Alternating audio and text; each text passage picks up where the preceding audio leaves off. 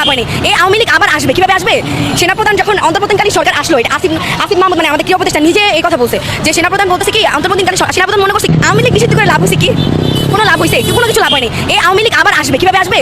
সেনাপ্রধান যখন অন্তর্বর্তীকালীন সরকার আসলো, এটা আসিফ মাহমুদ মানে আমাদের ক্রীড়া উপদেষ্টা নিজে এই কথা বলছে যে সেনাপ্রধান বলতেছে কি অন্তর্বর্তীকালীন সেনাপ্রধান মনে করছে কি যে প্রিয় দর্শক, এইমাত্র পাঁচ সর্বশেষ গরম বাংলা সংবাদ এবার প্রকাশ্যে ডক্টর মোহাম্মদ ইউনূস সহ সকল উপদেষ্টা ও সমন্বয়কদের কঠিন হুঁশিয়ারি দিলেন সাধারণ জনতা। তিনি আরো বললেন, এই আওয়ামী লীগ এবার বাংলাদেশে বীরের বেশে ফিরতে চলেছেন।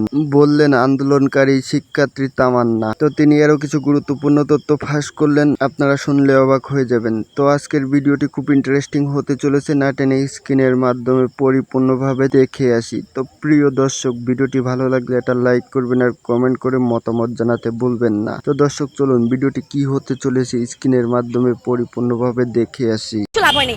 এই আওয়ামী লীগ আবার আসবে, কিভাবে আসবে? সেনাপ্রধান যখন অন্তর্বর্তীকালীন সরকার আসলো, এটা আসিফ মাহমুদ মানে আমাদের ক্রীড়া উপদেষ্টা নিজে এই কথা বলছে যে সেনাপ্রধান বলতেছে কি অন্তর্বর্তীকালীন সেনাপ্রধান মনে করছে আওয়ামী লীগ নিষিদ্ধ করে লাভ হয়েছে কি? কোনো লাভ হয়েছে? কোনো কিছু লাভ হয়নি। এই আওয়ামী লীগ আবার আসবে, কিভাবে আসবে?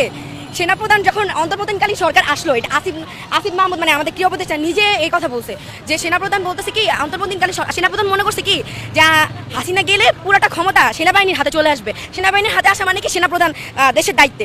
তো এখন যখন অন্তর্বর্তীকালীন সরকার মানে আমাদের ডক্টর ইউনূস মানে স্যার আসলো, তখন উনি কি বললো, বুকে পাথর চাপা নিয়ে আমি কথাটা মেনে নিলাম। মানে বিএনপির লোকেরা এখন যেভাবে কথা বলছে সকল ক্রেডিট উনারা নিয়ে যাচ্ছে, যেভাবে শিবিরের লোকেরা আত্মপ্রকাশ করছে সকল ক্রেডিট ওদের কাছে চলে যাচ্ছে। তারপর ছাত্রলীগের কিছু মানে দল ছেড়ে আসা লোকেদের দিকেও হচ্ছে গিয়ে আঙ্গুল উঠছে বা তারাও নিজেদের মতো করে গুছিয়ে ফেলতেছে। এখন আসলে যত বিশ্বাস হারাচ্ছে সাধারণ শিক্ষার্থী, যে আমাদের কারণে আসলে দেশে এই যে একের পর এক গণ বিপ্লবের পর হচ্ছে গিয়ে এত এত সমস্যা, সবাই সবার জায়গা থেকে সমস্যা নিয়ে কথা বলছে, মানুষ এগুলোর জন্য এখন আসলে আমাদেরকে দায়ী করছে। আমরা যারা কোনো দলের সাথে যুক্ত না, আমাদের উপরেই আঙ্গুলটা সবার আগে উঠছে। কে কি দল করবে সেটা তার ব্যক্তিগত বিষয়, আর